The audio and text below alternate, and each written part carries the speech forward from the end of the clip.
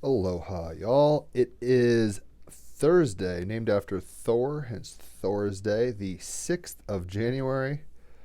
I guess it's a year since that insurgency attempt uh, in Washington, D.C. Today we're actually going to be having Colin Smith on the Team Rabbit Hole podcast. He's great, but he was making that joke when we assigned it. I was like, oh yeah, I totally didn't realize that. So, the sun is in Capricorn, the moon is in Pisces, Mercury is in Aquarius, Venus is in Capricorn in retrograde, Mars is in Sagittarius, Jupiter is in Pisces, Saturn is in Aquarius, Uranus is in Taurus, Neptune's in Pisces, Pluto's in Capricorn, and the North Node is in Gemini. So let's go ahead and pull some cards. We had an amazing talk with Lauren Emily on the podcast yesterday. Check it out if you haven't. Like I said, today is Colin Smith. He's been on a few times.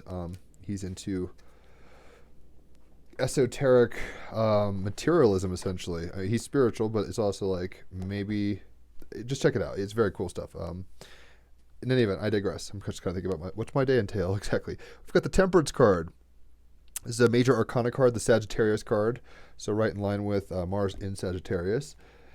And it is as follows. It's right after death, like when you're resurrected from Scorpio season, you go into Sagittarius season. 'Tis the season, ho, ho, ho. Temperance. Not anymore, obviously it's Capricorn season, but you see my point. Temperance, seeing the extraordinary in the ordinary. Exquisite balance, a period of rebirth, slowing down and viewing the world with fresh, magical perspective. Trust your intuition. With the moon in Pisces, we're allowed to trust our intuitions right now. Temperance, I am astonished by the beauty of life in all of its facets. Temperance brings respite after the storm, a soothing balm in any situation. It suggests when we take the time to balance the various elements and energies in our lives, we will find a clear pathway to our goals. This card embodies the nature of healing and moderation, self-care, and self-knowledge. We're actually getting very much into that, the nature of certain psychedelics and compounds like Combo and stuff with Lauren Lazuli yesterday in the podcast. Check it out. This card embodies the nature of healing and moderation, self-care, and self-knowledge. We become whole when we acknowledge the different shades and colors of our personalities, understand their needs, and accept them. When we cease the internal struggle and stop arguing with reality.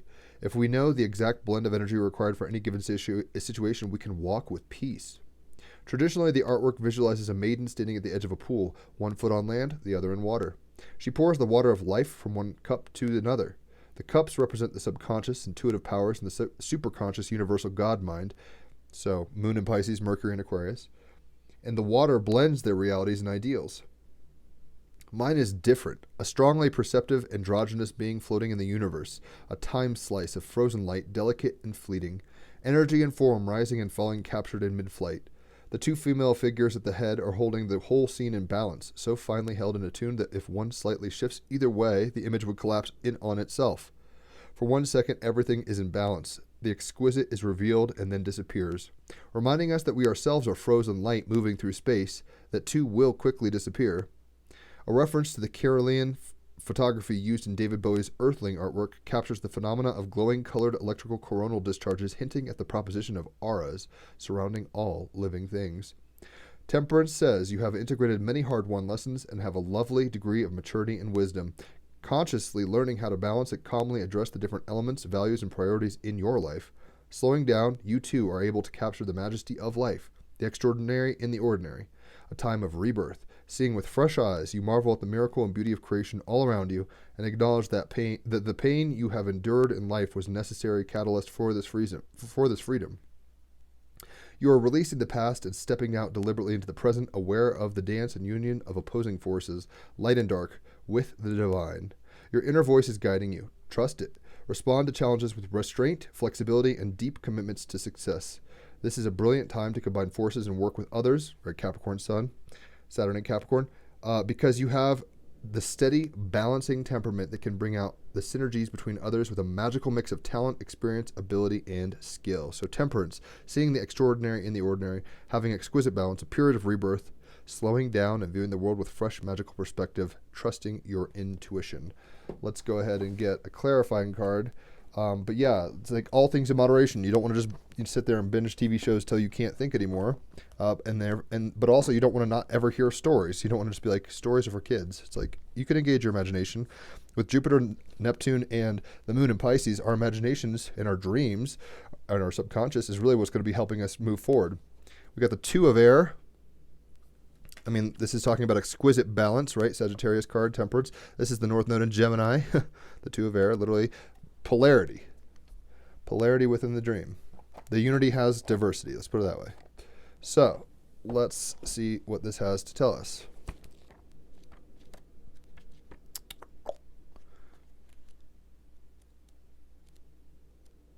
Two of Air.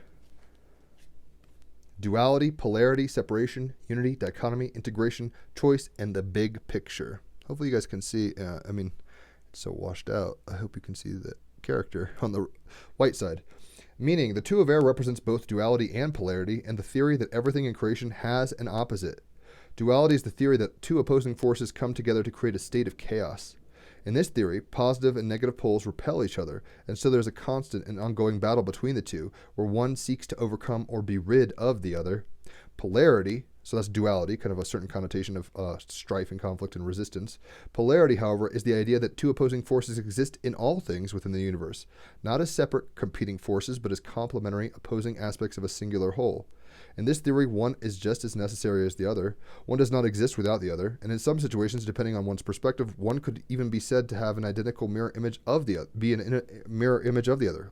And that gets into a little more Masonic thinking and stuff, where it's like good is evil, Satan is our, the light bearer, all this kind of stuff. I'm not on that wave particularly right now, but whatevs. Consider a magnet, for example. It is made up of a positive pole and a negative pole. Without either one or the other, the magnet ceases to be a magnet. You cannot remove a negative half from the positive half because there is no half of one and half the other. There is only the whole. If you were to divide a magnet in two, all you would succeed in doing is one of two things. You would create two separate magnets or destroy what we call the magnet. As the theory of polarity points out, there are opposites, and while one has no identity or meaning without the other, neither is intrinsically good or bad. Fear is, love is, light is, dark is. Love can be as destructive as fear, and fear can be beneficial. It can save lives and inspire the desire to improve or heal. It can also make you more empathetic, understanding, and appreciative.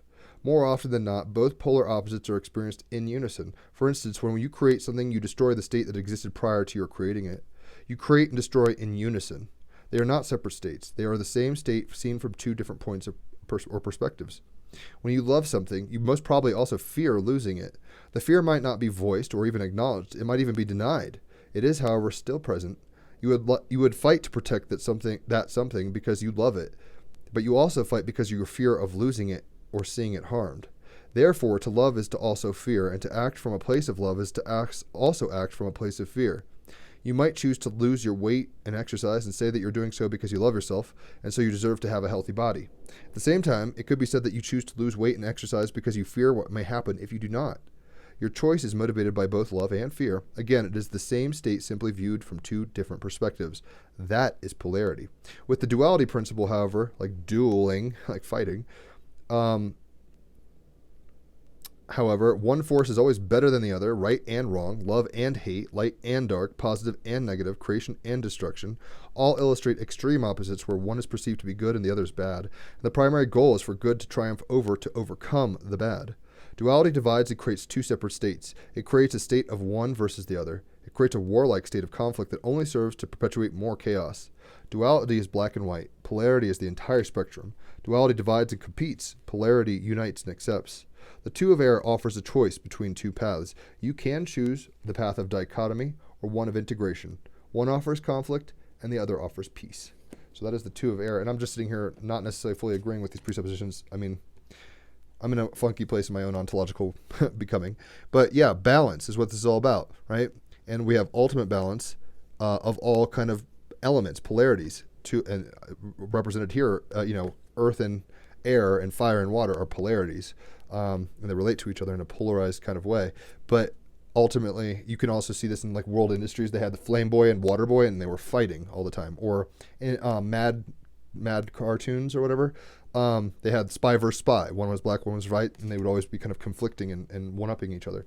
So I think what we're being told with the moon in Pisces, but the sun in Aquarius is there is exquisite beauty in all things. You don't have to be so serious to pick a side in a sense. It's all happening. But then the reality is you have a polarity. You do have a polarity you're ascribed to. And then how you act out that polarity is more or less going to be the journey you find yourself on. So if you think you're a good guy, you have to learn that, loving your enemies is part of being the best guy possible, right?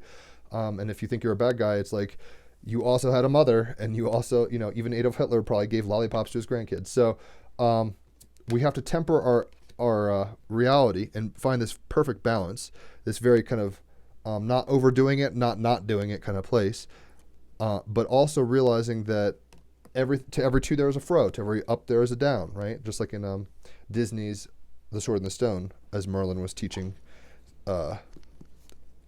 his young Arthur, who was called Wart in that. I don't know if that was just a slang nickname to insult him or whatever, but... So anyway, we've got the dolphin, number 42, the meaning of the universe, right? Number 42, happiness. So I think what this is saying is like, everything is awesome and everything has its place. And when you kind of come to that conclusion and realize your place in that drama without trying to basically fight yourself or others in a particular way, you come to a true level of happiness. So, dolphins. Number 42. I say dolphinately a lot, so this is coming up as a cool card always. Dolphins.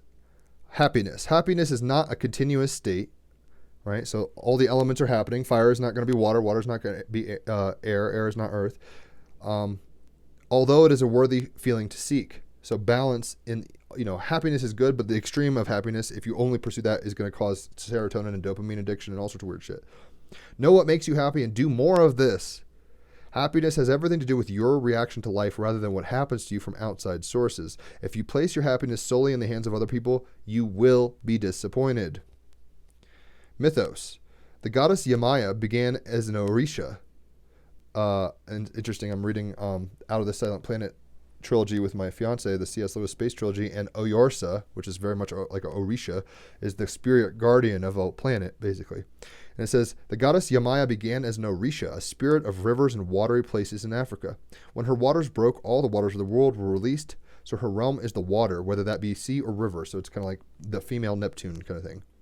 Yamaya slips between the waves, fish-tailed like a mermaid, playing between the waves with moonlight woven within her hair. She is the mother of all and the nourishing and life-giving power of water, which is very synchronistic to the movie that we're reading, or the book we're reading right now, Paralandra, the second in this trilogy, and it's about Venus and the mother and the waters and wave world. It's interesting. As her people were taken upon the slave boats to faraway lands, they still honored Yamaya in the bellies of this dark, dank, death-stalked vessel. So it's tricky because white people were subjugating black people. I mean, slavery was happening, but in some weird, bizarre way, and maybe this is naive New Age thinking, but I would like to think that it's all working out for the best, and these are karmic bonds and choices that we make, and there's reasons for it beyond human understanding. But that does not mean don't be compassionate towards it. We can try to avoid hard lessons if we act wisely. She heard their desperate pleas, for she was a goddess of hope, and it's not surprising with the moon in Pisces, Neptune in Pisces, Jupiter in Pisces. We're getting a very watery image here to counteract all the heavy kind of Saturnian Capricorn energy. She heard their desperate pleas, for she was a goddess of hope, and she came with her dolphins and swam alongside the ships, keeping track of where the people were. When there were storms or high seas and boats were shipwrecked, it was Yamaya who saved them, the people, by reducing the waves or showing them where the land and other boats were. Many saw her in the moonlight, waving to them and showing them where to swim. Sometimes she sent her dolphins to swim by and support those who could no longer swim, bringing them closer to shore or some floating object from which they could get support. The people thanked her and told their children of her. Where Mercury and Aquarius tell the people, keep it in the, tell the social groups. And today, Yamaya and her dolphins still look after the people by granting them hope, happiness, and wishes. Moon in Pisces, Jupiter in Pisces, Neptune in Pisces. Wherever dolphins have been seen, a story has been crafted about them. The ancient Greeks, with their mythos around boys riding dolphins, and Poseidon, the sea god, being able to transform or control them, are probably the best known. Other seafaring nations, such as the Polynesian, have stories mentioning the magic of dolphins. The animal. In ancient times, the spotting of a dolphin at sea was considered to be good luck, and seafaring peoples saw dolphins as allies and bearers of goodwill. Very North Node in Gemini. They're our friends. Today, millennia later, seeing a wild dolphin hurtle itself out of the sea, breaching through the water at the side of your craft, or surfing down the face of a glassy green wave alongside you is still an experience that moves us to joy. There are more than 40 members of the dolphin family, from the large killer whale to the tiny Maui's dolphin, and new species are still being discovered. For example, the spinner dolphin was confirmed late in 2012 in Western Australia, so they're finding new species even now. Very Mercury and Aquarius discovery. Dolphins are extremely streamlined and very fast in the water. They are not fish, but mammals, giving birth to live young. They breathe through the blowhole in the top of their head and only, and not through their mouths. Dolphins have strong social bonds. North Node in Gemini, Mercury in Aquarius, Saturn in Aquarius. The structure is social and groups called pods. They communicate their vast variety of clicks and sounds to each other. Very alien language. They're using high frequencies, or whatever dolphins do. Very Mercury and Aquarius. They talk to each other through clicks and sounds and cooperate together to hunt and care for the young. North Node in Gemini. Dolphins have been observed staying with and assisting sick and injured members of their pod. Saturn in Aquarius. They also have been observed assisting struggling humans in the sea by keeping them afloat or protecting them from sharks. Jupiter and Pisces will actually give you luck in the water. Dolphins are highly intelligent and have large, complex brains with two hemispheres that work independently of each other. Can you say it with me now? Two of air, two hemispheres. Not in conflict, although that's the whole point of Westworld, the bicameral mind and it talking to itself, etc., etc. Dolphins have, two parts of their brains that kind of do their thing. One side of the brain is in slow wave, which enables it to be conscious enough to breathe and to scan for threats at the same time while it sleeps. Their brains are also powerful interpreters of echolocation use, very Mercury Aquarius here. The technology of nature, right? The alienness of nature, which is sounded through the smiling lower jaw. Their teeth are shaped to receive incoming sound signals so they can quickly perceive with amazing accuracy where objects are. If you ever swim with wild dolphins, which is definitely a bucket list thing I want to do, you can hear the many clicks they send towards you to check you out. North Node Gemini, they're playing with you. Dolphins are one of the few animals that use tools, utilizing sponges and sticks to find food. They're accomplished. They have a high level of achievements in the world, Capricorn Sun, which is a characteristic once only thought to be attributed to primates and humans. Sometimes scientists have called for special rights to be given to dolphins as non-human persons because of the high level of their intelligence and want it to be made illegal to kill or make them captive in any way. I would second that. Dolphins have few wild enemies. However, humans are inflicting great damage. The magic. See that curved smile on the dolphin's face? That will give you a hint about their magic. When you feel tired and world-weary, which is very possible in a Capricorn season, when you feel tired and world-weary, when you've forgotten what it is like to play with friends in an easy way or just to run free, call in some dolphin magic to remind you. The joyful magic has been used since ancient times, and dolphins have always been seen as being an exceptional creature with happy intelligence that has been benevolent for humankind. Symbology: Poseidon's trident, two leaping dolphins, women or boys riding dolphins, dolphins in ships, shells with dolphins painted upon them. Status: their status ranges from least concerned to critically endangered depending on their species. So let's bestow a little luck, Jupiter and Pisces, to our friends, the dolphins, who actually reflect us in a certain way. They're not us, but they're very intelligent. We're human and bipedal and on land, and they're aquatic and mammals like us, but totally different kind of thing. Let's respect them. Let's find a balanced way to be in reality with all creatures, really. That would be how, the most tempered way to be a human. But happiness is ours if we so reach out. It's not always about, have fun. Whistle while you work. Work is really happening. Capricorn season. Mercury and Aquarius, we're actually hacking reality with our minds. I know I'm turning onto a lot of information right now that is heavily Aquarian in nature, but that doesn't mean, don't take it too seriously or else you'll kind of fall under that. And I just said I'm turning on to new ideas and new thinking and stuff. New consciousness is the best way to put that. So we've got Earth, present timeline, number 54 in the Galactic Heritage card on page 93, which is a thelemic number, flight 93 and all this kind of stuff. With Crowley, if you don't know what thelema is. 54, Studio 54. The party is where? In the new Earth consciousness, present timeline. There is a new consciousness being born on Earth right now. It has to do with the true nature of existence beyond belief, thought, or emotion. This new consciousness is sprouting from our beings like a flower reaching towards the sun, but we often obstruct it by clinging to our distractions such as opinions, dramas, and blaming. We must become the flower reaching toward the sun and value it above all else if we are to transform as a species. Take a few moments every day to visualize yourself as that flower.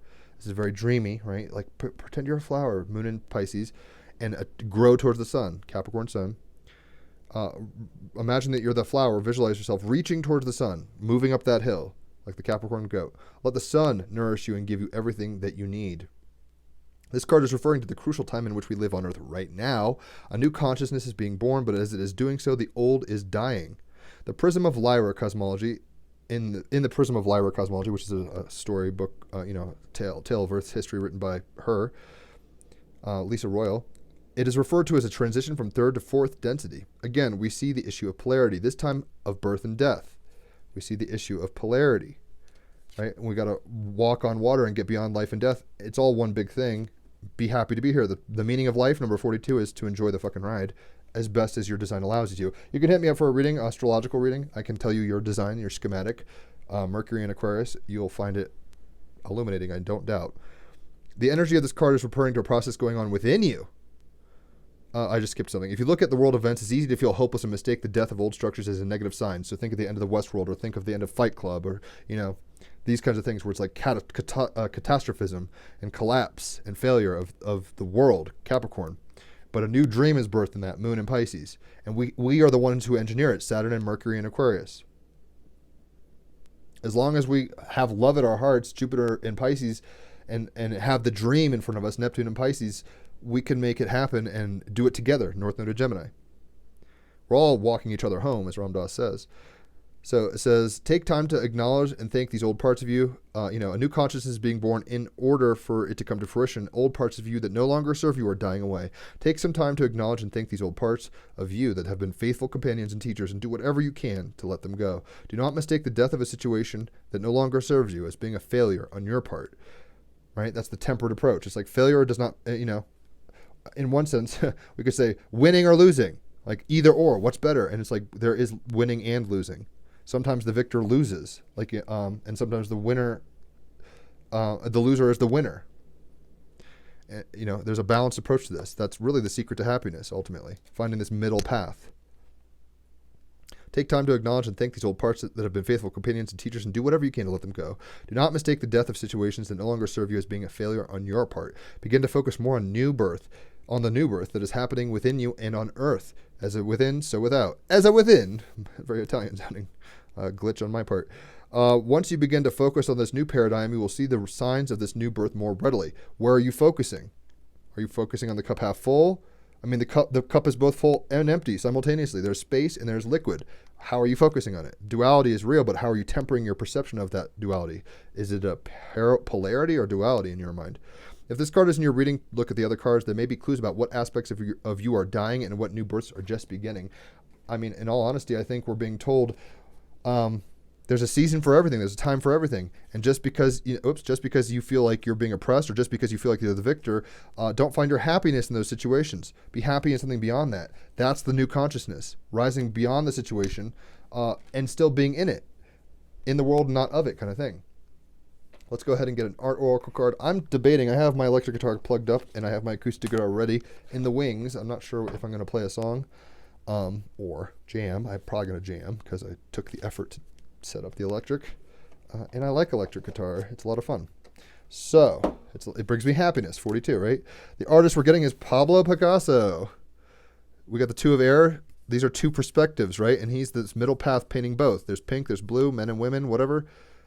Brown eye, blue eye, duality in a sense, but you are a dualistic creature. We're bicameral. We are split. We have two sides, but it's a whole. It's a tempered whole. You are one of the two. And as soon as you can come to that place, you have a new consciousness about you. So Picasso, I've actually been to his museum in Barcelona when I was there for about a week or two in 2017. One of my favorite cities.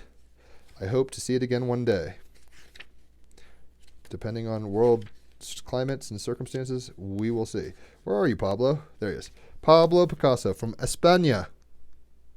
Mr. 20th century art himself, Pablo Picasso had his blue and rose periods in turn of the century Paris, then changed modern art forever by popularizing Cubism through geometric, crystallized, deconstructed paintings of friends, lovers, prostitutes, and the calamities of war, right?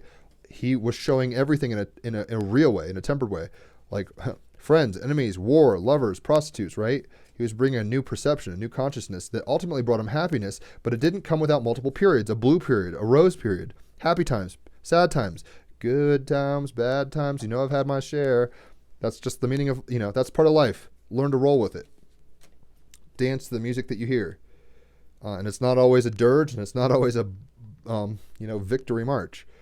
With Gertrude Stein's support, North Node in Gemini, Mercury in Aquarius, Saturn in Aquarius, the support of other like minds, friends, dare I say. With Gertrude Stein's support, he also experimented, Mercury in Aquarius, with neoclassicism, surrealism, and sculpture. Picasso's many styles and superhuman prolificness stemmed from his belief that he'd only live as long as he worked.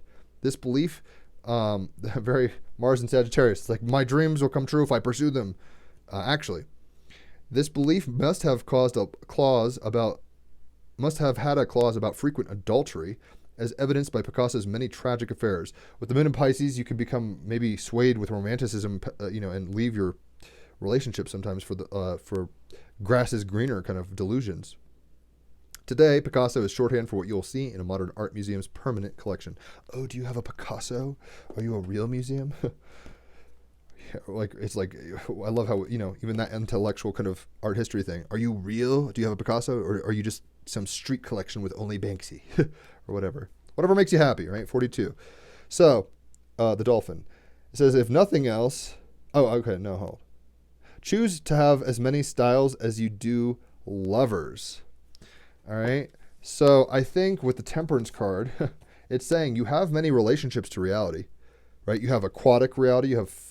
I'm going to make up all these. I'm like, oh, I just realized I don't know all these root words. Or aqua is water, but like pyrotechnic reality, an aerial reality, and a terra reality. I kind of did an okay right there. But all the elements are part of you. And in a sense, you're just going through many chapters of polarity. I mean, in a sense, you're all, sometimes the winner, sometimes the loser. You have to be prolific, right? And it says choose to have as many styles as lovers. That's going to make you happy. Like, experiment with things. These experimentations in perspective and elemental balance, essentially, finding your magic, is going to lead to new consciousness.